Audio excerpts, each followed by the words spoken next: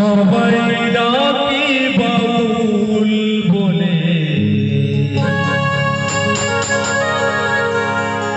বাউল হতে পারলাম। যখন আমরা গাড়ি থেকে নামছিলাম তখন কিছু দিদি ভাই বলছিলেন ওই দেখ বাউল করতে এসেছে।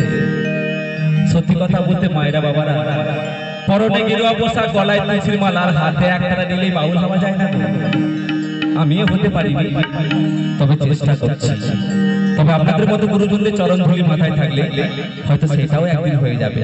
তাই পদকথা কি লিখছেন গো গানের ভাষায়? সবাই ডাকে বাউল বলে, বাউল হতে পারলাম গো। সবাই ডাকে বাউল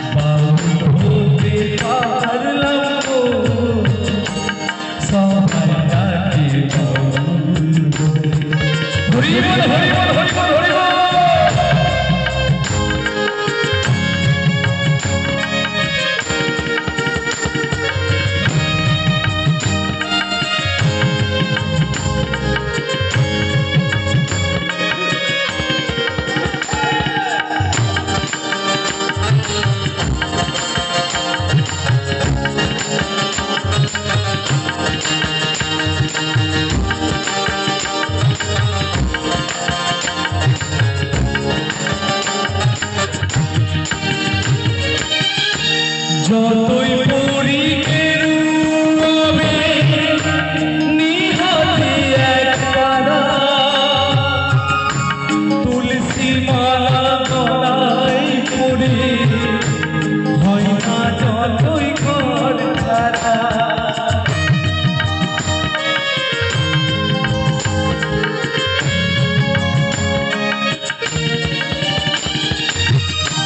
যতই পড়ি